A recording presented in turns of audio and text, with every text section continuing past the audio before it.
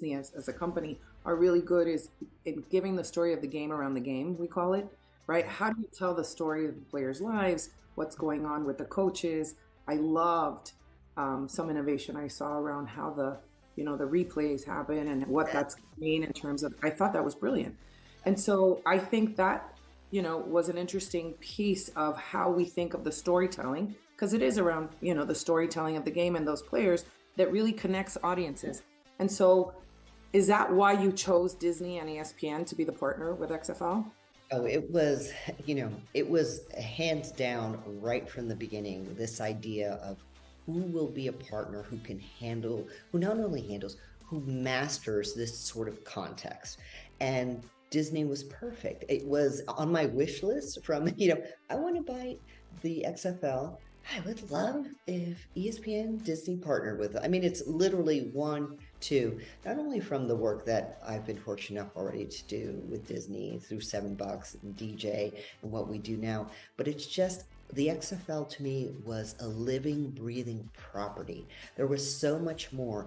We always talked about we wanted to impact and advance and control everything that lives around the universe of the ball, and take the lens and understand why these plays matter, why these players matter, why that loss, that win, what the coach was doing matters, and how it impacts their lives, and then how it will impact the lives of the fans. So when you want to make that commitment of heart and soul and the lens coming in so many different angles, Disney was the partner. What is up, my friends? Hey, if you wanted Danny Garcia right there, if you want to talk about with the fans, give me a call. I'm around. You know how to find me. What's up, everybody? What's up, XFL Nation? Welcome to another edition of the OG XFL Week in Review. I'm your host, Mark Perry, editor of XFL News Hub, your alt football media guru, episode 190. I got to change it in my notes. 93. So we'll definitely hit 200 episodes before the end of the year. We got 7 more, right? On today's show, Thursday, we got coaching and player news, injuries, depth charts, my DFS picks. You noticed we hit the ladder, the XFL ladder last week. That's right. We're starting with $5, making our way up to $10,000. I'll explain all of that later in the show. But we did hit, not only did we win, if you paid attention to last week, we hit the XFL ladder, which is the spread, the point spread, where is that sucker? The point spread, the over-under, and the money line. The money line. I always forget it. It's the money line. Money line. Remember that. We hit those 3 last week, so we took our $5. It turned into $23. Now we're taking our $23 bet to make it $100 win this week. So we've got the ladder DFS picks for the first time. So this is week 6 of the XFL season. I actually hit on a DFS pick because it's hard to do. Based on, and even in DraftKings, they're missing like data and stuff like that. So if you've noticed that. But so we've got all that stuff, injuries, depth chart, the whole thing. Also wanted to let you know and remind you, I will be at the Guardians Renegades game on April 8th. That is a done deal. So I will be there at that game. So looking to maybe either tailgate or hang out before the game or during the game, meet somewhere at halftime. I don't know. You guys just let me know. Actually, that might be a good idea. So let me know. Shoot me a message, podcast at XFL News Hub, and let me know about that. Also, we are all set for San Antonio, Texas for the XFL Championship weekend. Me and my posse are ready to go. And my brothers from XFL News Hub will also be there. So we're super excited to enjoy the championship weekend with you guys. But first, we've always got to go through our stuff before we get into our other stuff. Email podcast at XFL News Hub with your thoughts. Record an MP3 or video on your phone. We'll play it on next week's show, 888-430-7692, extension 3. I would love to, your behind-the-scenes videos, your takes, whatever you need, whatever you want to send to just kind of, get more fans involved or interested in seeing what's going on behind the scenes. We'd love to see that. Speaking of which, we will also have our behind the scenes video from the DC Defenders game. That's coming up also. Stitcher, Facebook, Spotify, the whole deal. Facebook, Apple Podcasts. Leave us a review on Apple Podcasts. We appreciate that. And watch us live 8 p.m. Eastern every Monday and Thursday on the Facebook, YouTube, Twitter, Twitch, all that fun stuff. So we're gonna hit the news.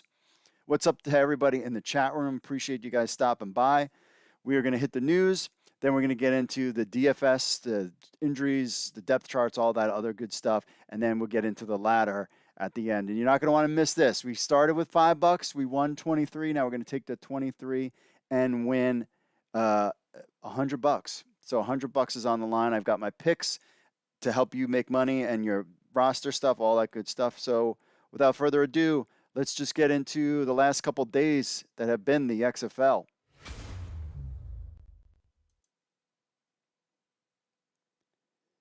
We have our Week 7 QB rankings from our main man, Pat Ruffino. Let's break it all down for you right now. Honorable mention, De'Aaron King remains in that position. Didn't really play last week. Get on to it. Number 12, Kurt Benkert. He is unranked, 1 of 6 for 2 passing yards, but he could be a guy in the XFL to come, so keep an eye on him.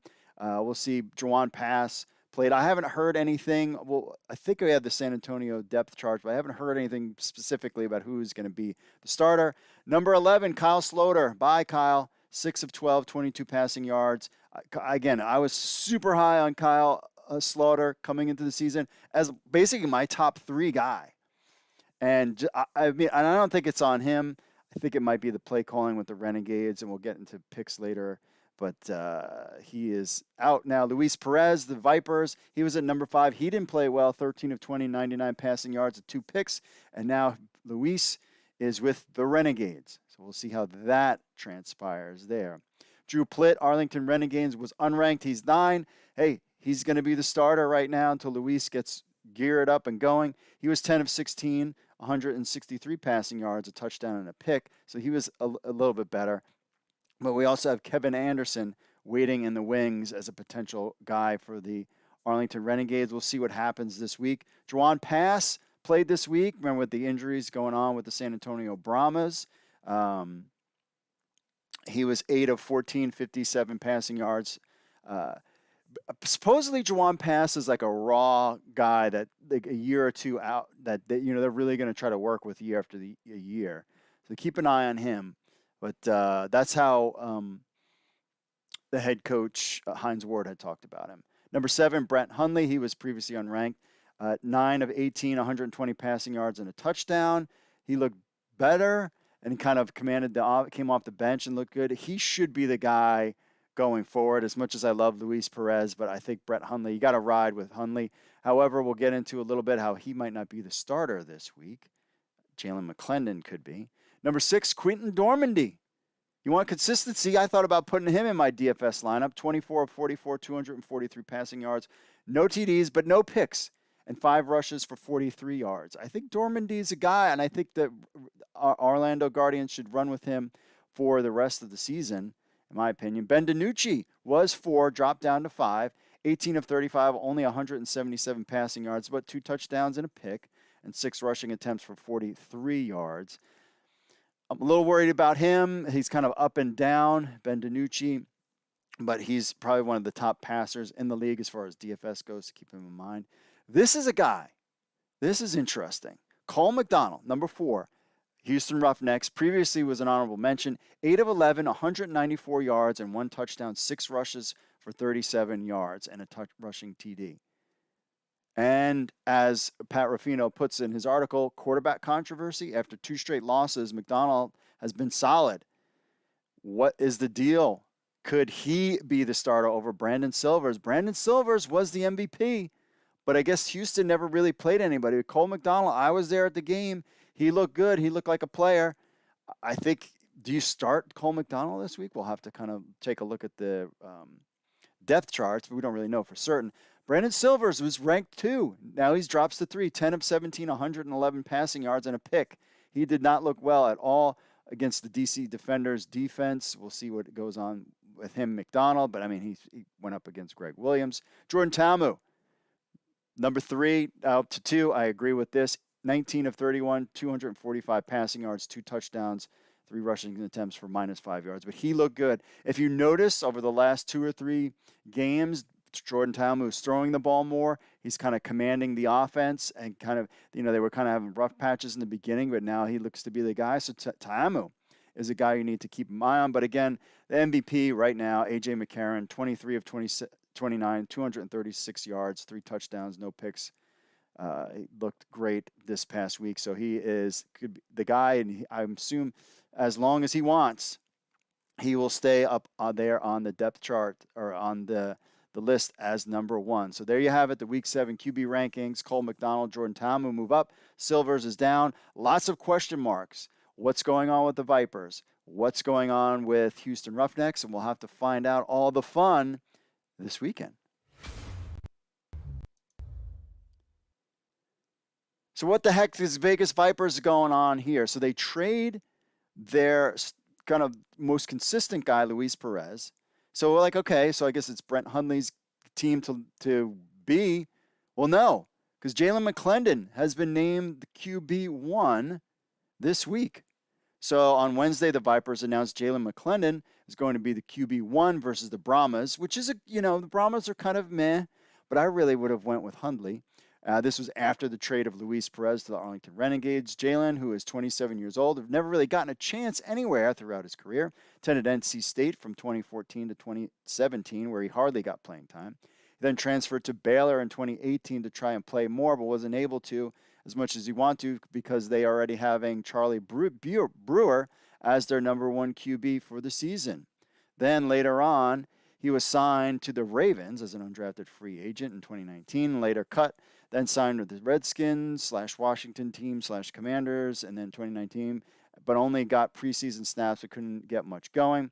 2020, Clinton found himself an opportunity with the XFL and the Los Angeles Wildcats. At the time, he had a solid shot at the starter, but was benched for Josh Johnson, who was kind of like all of ours, picking that he was MVP, Josh Johnson.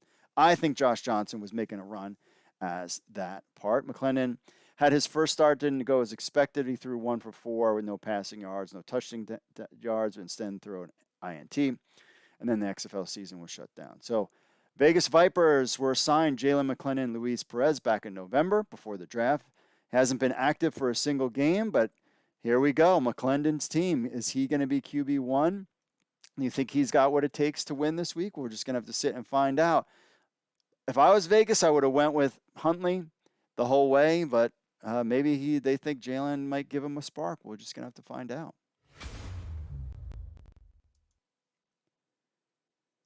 It's big signing news. The Roughnecks signed former Los Angeles Chargers Michael Bandy. Again, a lot of these guys are getting signed, but whether or not they actually play, because we're getting late in the season, we'll have to find out. So the Roughnecks added former Charger wideout Michael Bandy to their roster after losing John Trey Kirkland to injury. The team is continuing to help at the receiver position, signing Tavon Salter and Jaquari Robertson last week. Bandy is easily one of the bigger names in Houston, as just over 2 months ago he was running routes in an NFL playoff game. He was initially signed by the Chargers in 21, spending most of the season on the practice squad. Remember, these guys get paid if they're just even on the practice squad. Elevated for a Week 16 game against the Texans, he returned 4 kicks for 88 yards. Bandy returned to the Chargers in 2022 after signing a futures deal and would see some more usage. Once again, started the season on the practice squad. Ended up appearing in 10 games over the course of the season with 2 starts, catching 10 passes for 89 yards. We also know that they didn't play very well. Prior to his time in the NFL, Bandy was in the TSL, the Spring League, member of the Conquerors in 2021. He was there where he met offensive coordinator A.J. Smith, and the two have now reunited in the XFL. He was the leading receiver on the team, catching 37 passes, 344 yards, and 3 touchdowns. A handful of Bandy's old Conquerors teammates are also on the Roughnecks. Brennan Silvers, John Yarbrough, Tavon Salter, just to name a few, which they recently just signed him as well. Going back even farther, Bandy went undrafted out of the University of San Diego in 2020, with the Spring League being his first pro opportunity over the course of 4 seasons in San Diego. Bandy caught 192 passes, 3,294 yards, and 28 touchdowns. He was the most successful as a junior with 88 passes for 1,698 yards and 14 touchdowns. Dang. Those 1,698 yards were the 5th most for a single season in college football history. Chargers announced they would not be tendering Bandy on March 10th, which is just 20 days ago. He became an unrestricted free agent on the 15th. There's no doubt he'll receive NFL interest again after playing for the Roughnecks. Could be a great opportunity. So we'll see if Bandy makes his way back to the NFL. Will he even get playing time? We're week 7, but hey, if you've got, week 8, week 9, week 10 with some good game tape, it could really help you out. And he knows AJ Smith's offense, so this could be a good pickup for them. All right, we'll take a commercial break, and we'll be right back with with all the DFS stuff right after this. Stay tuned, my friends. Get ready for the biggest XFL season yet with RunTheSims.com, your ultimate toolkit for XFL DFS and prop betting. With DraftKings offering XFL contests with huge prize pools, you want to have the best tools and player projections at your fingertips. And Run the Sims delivers with their lineup optimizer, showdown simulator, and expert pick'em tools for prize picks and underdog. So here's the deal. Use code NEWSHUB for 10% off a monthly or weekly spring football subscription and get access to accurate projections to help you make informed decisions and make that money. That's runthesims.com. Use the promo code NEWSHUB for 10% off. So if you followed spring football and in the past, you know the information edge can be massive. So if you want to win big, subscribe to runthesims.com and use the promo code NEWSHUB today to save 10% off.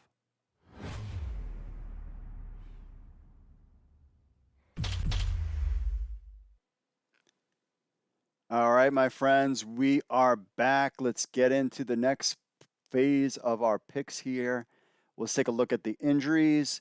And first of all, let's get to some of the transaction wires first up. So some names, of course, we talked about Michael Bandy. Dwayne Wallace, a former guest on the show, he's been activated. He went from DC to the Brahmas, offensive tackle. Nick Holley, a guy that we all were excited about. He got released by the the Houston Roughnecks. Nick Holley was a 2020 XFL guy. He's released.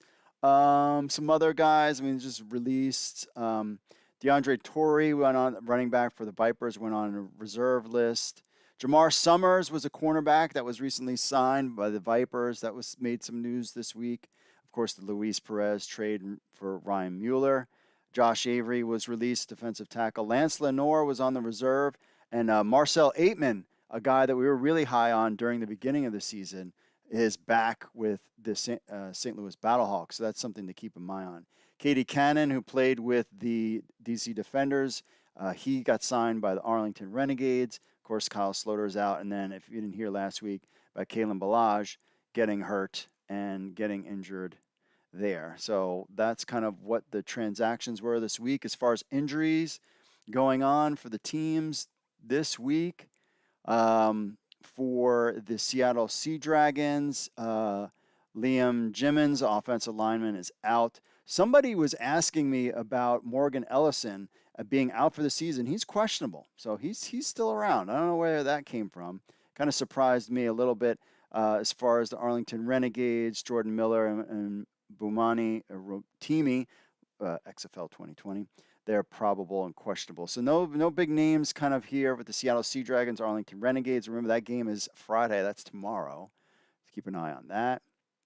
Next up, St. Louis Battlehawks, Houston Roughnecks.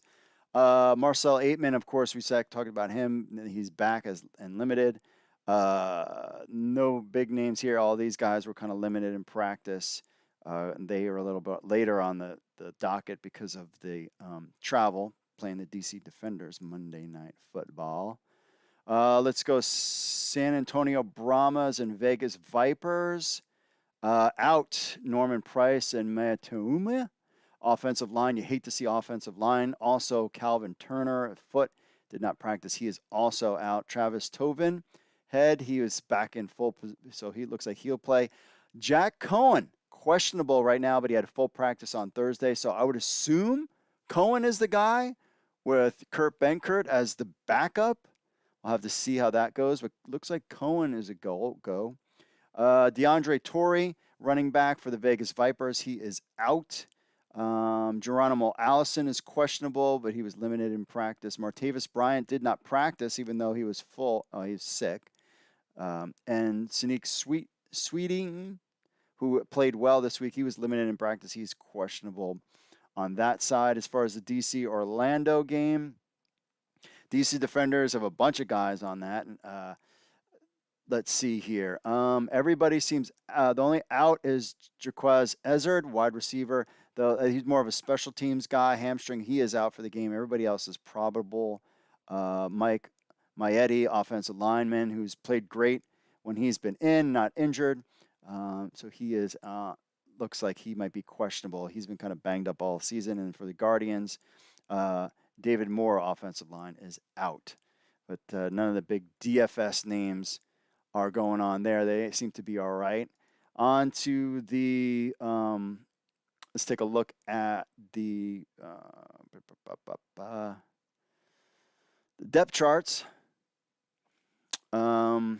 We've got on the Arlington Renegades side, of course, Javonta Patton, who played okay. Victor Bolden is behind him. When is Victor Bolden going to move up? Drew Plitt is looked to be the starter with Kevin Anderson as the backup, and Luis Perez is the third string. I mean, he just got in there. Devon Smith always played well. Leedy Brown is the backup. Brian Herrien, who appeared on this show, he is the third string guy. We'll see if he is activated for this.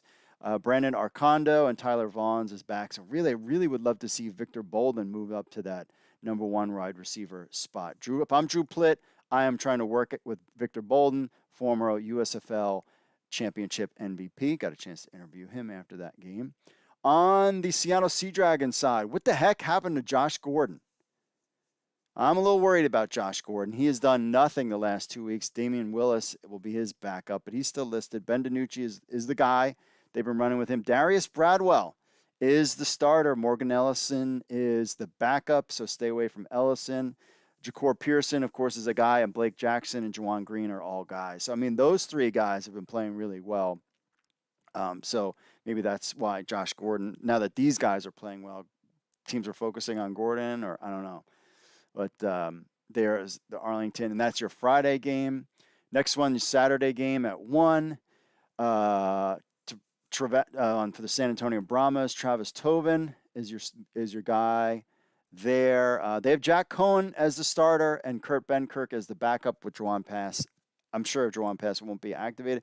Jaquez Patrick is a guy who's going to get a lot of touches on the running game. TJ Vasher and Landon Akers are your other two wide receivers. But Jack Cohen has not looked good at all. I would assume Kurt Benkirk, they're going to put him in as quick as they can. But he did not look good. But, I mean, it was just a day. Now he's had a day. Can he get it together? We'll have to find out. On the Vegas Vipers side, Jerome Allison is your starter. Jalen McClendon with Brent Hundley is your backup. Rod Smith, of course, the running back, has played well. And Jeff Badette and Martavis Bryant. Great. Jeff Badette is a guy. So if I'm Jalen McClendon, I am looking for Jeff Badette all day long to get him. For the Orlando DC game, that is Saturday at 6 p.m. At Camping World Stadium. Quentin Dormandy is your starter. Paxton Lynch is your backup. Jermaine Martin is your starter, even though Devin Darrington had a good game. Cody Latimer is a guy you want to have in your lineup. Eli Rogers will be starting. Dan Williams III. Charleston Rambo, also a guy. So these got wide receivers. And I'm really a fan of Andrew Jamil from Fan Control Football, which I'm a little concerned if Fan Control Football is going to return. Just kind of throwing that out there. DC Defenders, Damian Willis, Josh Hammond on the offensive side, and Jaquez Ezzard, but we just saw that he's hurt, so maybe this moves Jazz Ferguson up as a wide receiver, and Lucky Jackson has been a guy all season long with Chris Blair also, but he's on his backup. Abram Smith and Jordan Tamu, of course, also guys this season. They've all played really well. So there is your depth charts. We don't have the depth chart for the St. Louis and Houston game as of yet. We also have, this is what we also want to do, is the Pick'em game. If you guys played the Pick'em, remember it's pick'em.xfl.com where you can play the Pick'em game. We need to make our picks for week 7. Does this fit? Let's try a different, that one. Oh, credential errors. Did I not sign in or something? I'm in. All right. So this is the XFL Pick'em game. Let's see. Do I have a better? There we go. That's a better one. So here's the XFL Pick'em game. Go to pick'em.xfl.com to make your picks. Let's just run through them now for fun. Seattle receivers Ja'Cour Pearson and Josh Gordon are averaging a combined 124 receiving yards per game. Arlington boasts the number one pass defense, allowing 164. Will Pearson and Gordon combined for over or 115. That is, yeah, I think they're going to go with the over. I'll wager 40. On to the next. Arlington's defense leads the XFL with 240 total yards per game. Will go against the top-ranked offense.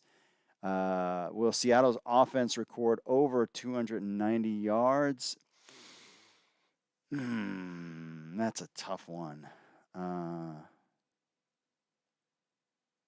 going to go with the under on that one, but we're only going to bet 30 on that. Jeff Badette leads the XFL in receiving touchdowns with 5. Will Badette score against San Antonio? Yes, I think he will score. I will wager 10 on that. Brahma's defense ranks first in the XFL, allowing 14.6 per game. The Vipers' offense averages 18. Will the Vegas Vipers score over or under 16 points against San Antonio? I think they'll hit the over on that. And I will spend 30. I'll spend 40 on that. I ain't scared.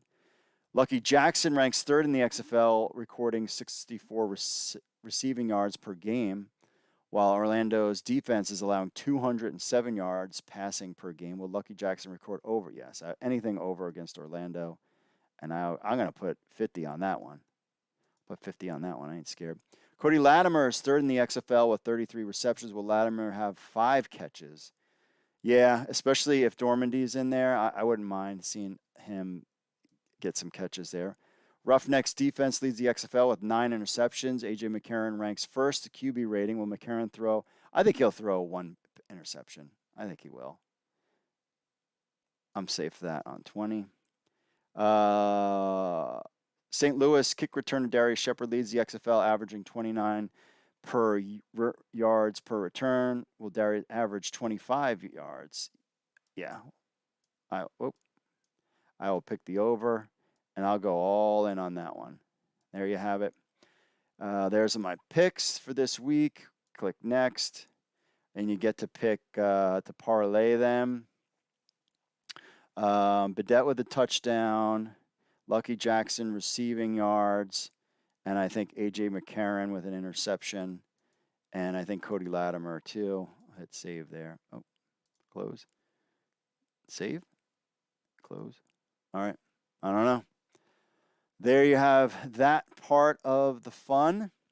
What's up, everybody in the chat room? Say hello to everybody in the chat. Jonathan says, I've been really happy with ESPN Plus, mainly because I can fast forward. Well, you know, the thing with ESPN Plus, I have, you know, a lot of people like ESPN Plus, and that's when they talk about the ratings and, you know, that's a factor because a lot of people are using ESPN Plus. My thing is that if ESPN Plus had the, if their numbers were huge, they would let us know. Jonathan says he's hyped for the draft in a month. Yeah, I am too. Russ says, go Battlehawk. Stock Speed Tech says, hope my NFL team doesn't draft a running back or they sign Abram Smith or even Morgan Ellison. You think Abram Smith? And make sure you smash that like button and subscribe to the channel. Make sure you subscribe, smash that like button. We appreciate you guys hanging out here. Let's try to get this to 25 likes. Would be nice. But Abram Smith could be a guy that definitely gets picked up by an NFL team next year. All right, let's go on to the next part of our fun before we wrap things up on the program is our DraftKings. Oh, got to refresh apparently. Hold on. So first of all, let's go through our preview picks before we get into some of this other stuff. So, and this impacts how I pick the games this weekend. So first up, we have the Sea Dragons Renegades at Friday at 7. This Friday, 7 p.m. Eastern time on FX. I think the Sea Dragons 24-10. I have no faith in the Arlington Renegades offense at all. Even with Kyle Sloter gone, I don't think it was really Sloter's fault. I think it was just, I just think it's the play calling, but I think Stoops is going to stay with who he's got for the season. So you're just going to have to deal, my friends, with that one. Then we have Saturday at 3 p.m. Eastern, the San Antonio Brahmas against the Vegas Vipers. That's on ESPN2. I think this is going to be a low-scoring one, but I think the Vegas Vipers can take it. Jack Cohn's going to be in the game. Kirk Benkert isn't really ready, even though the San Antonio Brahmas defense is good. I think the Vegas Vipers can pull this one off. This is a game that I'm staying away from the most when it comes to the XFL, the ladder picks. I'm staying away from this one, but I got 12-18. I got the Vegas Vipers winning this game. DC Defenders, Orlando Guardians. Do I even need to tell you? Saturday, April 1st. This is at 6 p.m. Eastern, 32-12. DC Defenders, that's on ESPN. Brahmas is on ESPN too. ESPN has the Saturday at 1 o'clock, 6 p.m. or Saturday, April 1st at 6 p.m. on ESPN. 32-12, I think the DC Defenders run roughshod over the Orlando Guardians. And then the game of the weekend, St. Louis Battlehawks at Houston Roughnecks. That's Sunday at 2 p.m. Eastern on ESPN. 24-22. I got this one a close one, but I think the Battlehawks can. If the Battlehawks win, then the Houston Roughnecks, I am not worried about them in the playoffs. And whoever wins the North is winning it all at that point. So Houston's got to ball out and show me something otherwise. And this also, and that's at 2 p.m. Eastern, that will affect my picks. So speaking of picks, first let's get into the DraftKings. This is who I got this week. So I got Ben DiNucci against Arlington, even though Arlington's got a really good defense. I just don't think they'll have a problem. I'm worried about A.J. McCarron. You can go A.J. McCarron or you can go Ben DiNucci, but I'm just going with Ben DiNucci in this one. Even though Arlington has a good defense, I think they're going to put a game together. Seattle is and beat Arlington, but they could be running the ball because Seattle could be up big. So we'll see what happens there. So I could switch to A.J. McCarron. Might even do that. I think maybe I have enough. I think I'm going to go with A.J. McCarron. All right. I've changed my mind. We're going with A.J. McCarron just because of the Seattle situation with Arlington's pass defense that we just kind of went over. Abram Smith, big game. I think he'll have another big game against Orlando as my running back. Darius Shepard from St. Louis. You have that stack going up with Shepard and A.J. McCarron if you want to do that kind of fun stuff. Lucky Jackson's played really good for D.C. He had a great tweet this week where it's a 6 and a lemon, which was awesome. So I think Lucky Jackson could be a guy in there. Devin Darrington from Orlando. I think, they're going to just try to slow things down. He played well. He's a cheap guy at 4,800, so I went low with him. And Jawan Green with Seattle was 4,200. And then DC Defenders defense against the Orlando Guardians. So that's why I picked them. Now remember, the ladder. Let's talk about the ladder. So week 6, we bet $5, and we hit. We hit the spread, we hit the over-under, and we hit the money line. And now we got $23.50. So now we're going to bet that $23.25-ish. I just did round it to $23 on to our next week's game. So if we hit this, my friends, we will get, I'm getting an unknown error. Come on, hit refresh. That's what is going on with my DraftKings here. Let's try it again. If we hit this, the $23 bet, we could win. We'll be up $100. And if you see on the ladder, if we hit that week, we take the $23 and we win $100. Then we do it again on week 9, and we drop $502 on that bet. And then in week 10, the final week of the XFL season, we take that whole $500 and put it on all in. We go all in for one last bet. And if we hit that $2,000 that we win, we put it all in for $10,000 at the end of the season. So if you played along, you'd be a happy person. All right. So let's get to our picks here as I'm trying to load this thing back up. All right. Let's see here. I'm just waiting for this thing. Let's see here. So my bets, I'm just letting it load because it's taking forever. So the one game that I said I would stay away from, and I talked about it over here, was the Brahmas Vegas Vipers. I just don't know how this is going to go. I mean, the Brahmas could win.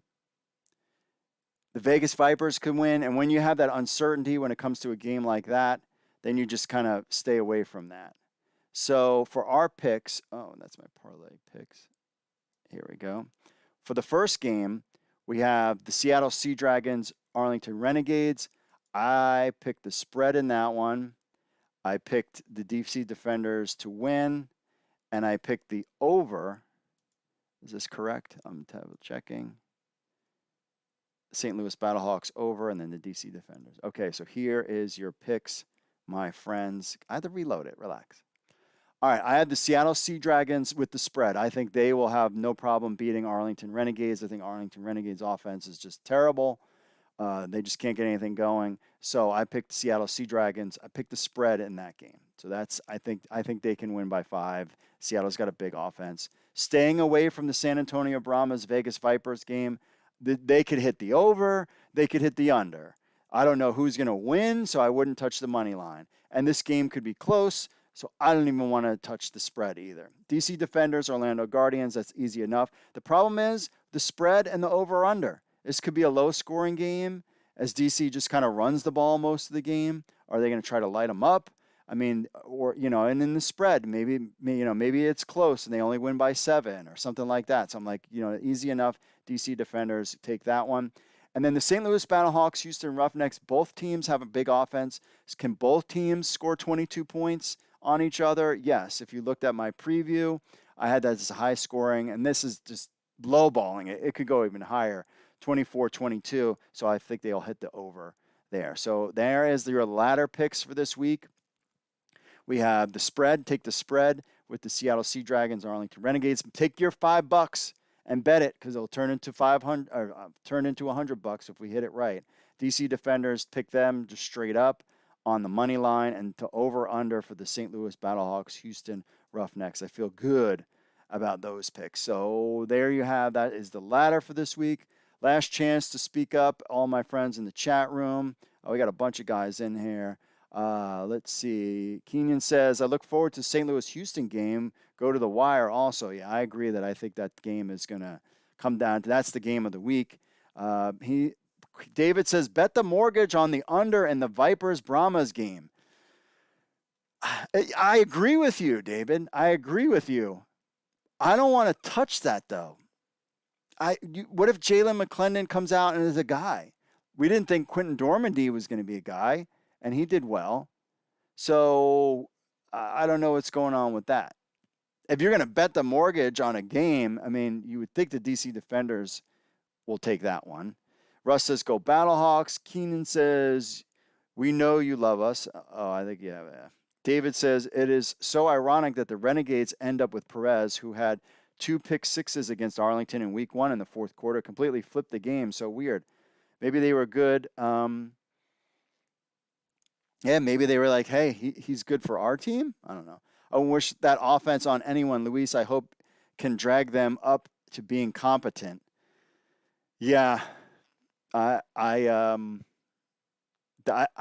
think it's the play calling, to be honest with you. But Plitt looked decent. He started to come around, but I don't think Luis can help them. I feel sorry for Luis. I agree with that. Damon says DC wins it all. We'll see. I mean, you never know. An injury here and there. Who knows that? Nate Knight says, I'm a huge Guardians fan despite us being willingness. Number 1 pick, baby. I've said this. So I don't think you guys have a chance this week against the DC Defenders. I will be at the game April 8th in Orlando against Arlington. This is the team that the Guardians could beat. So I want to be there when the Guardians win. Their only game of the season could come in that game. I'm so psyched to be at that game. We're going to hang out at that game if you're going to that game, the Guardians fans. So I will be in Orlando for that game, so we should hang out. But I'm excited because I think Orlando could win that one. They're not going to beat DC Defenders, but they could beat Arlington. I think they could. So go with the Guardians there. Guardians are going to upset DC this week, says Ty. Nate Knight says, I'm going. Cool. We're going to have details. Next week, we'll have more details about where we're going to kind of be or how we're going to kind of do this. If you have any ideas, email us, podcast@XFL News Hub, about apparently there's no bars. Somebody had emailed me that. There's no bars around there. So maybe meet up at the stadium, or maybe at halftime. I'm thinking like meet somewhere. And that's kind of maybe what I'm thinking at halftime. Or if there's some place cool, or if somebody's having a tailgate, let us know. And Ty says, Guardians are going to upset DC this week. Ty is smoking a little too much something over there. Ty, lay off whatever you're doing over there, Ty, because you don't know what you're talking about. I think you maybe, doing a little of that or something like that, because your brain's not working, my friend. Your brain is not working. So here we go. Remember the ladder, $23, $23.25. Put it in this week. We talked about our picks for this week as well. You going with the Seattle Sea Dragons spread, DC Defenders money line, and then the over on the St. Louis Battlehawks Roughnecks. The one that I'm worried about the most would be the Battlehawks Roughnecks over underscore. That could be low, but that's the only one that we're worried about. And that's about it, my friends. All right. Appreciate you guys stopping by. We hit all the things that we needed to for this program. Remember, I would love to hear from you during the games. Send me videos, leave a message, 888-430-7692, extension 3. Leave us your videos or pictures. You want to take pictures, send them to us, podcast@XFL News Hub. I'd love to play it on Monday's show. That is a lot of fun. Also, please leave us a review on Apple Podcasts or Spotify. We appreciate that. And watch us live, 8 p.m. Eastern, every Monday and Thursday, Facebook, YouTube, Twitter, and Twitch. As always, my friends, and that is it for this week's show. Appreciate you guys stopping by. Enjoy the game, Week 7, XFL. I'm super excited. I was super excited to get past Week 5. We did Week 6. I've never done a Week 6 before. Now we're in Week 7. Never done a Week 7. Actually, having family in town is going to be able to watch the games with us this weekend. So I'm excited to show them all that. Then we get into Week 8, Week 9. We have the USFL starting at the same time. Major League Baseball started tonight. You nerds are probably watching baseball. That's baseball. Even though it's sped up a little bit, we'll see what happens there. Even though I play fantasy baseball too. And we got, fantasy football for News Hub Fantasy. Leagues are starting to form, and drafts are starting to happen with USFL players. That's going on. So a lot of stuff. We are going to be super busy. We were busy before the USFL season's kicking off, and now we've got that going on. And then you have, and in May, then you have the CFL draft. It's going to be a crazy couple weeks coming up. And I'm super excited because it's a lot better than doing 180 episodes of no football league, which is basically what we did before. All right. I appreciate everybody stopping by in the chat room. Make sure you smash that like button. As always, where's my little outro thing? Where is it? End of the show. Thanks for listening. Mahalo, as always. And hey, God bless. God is good, man. God has been good to me. And I will see you all later. Enjoy the games. Peace.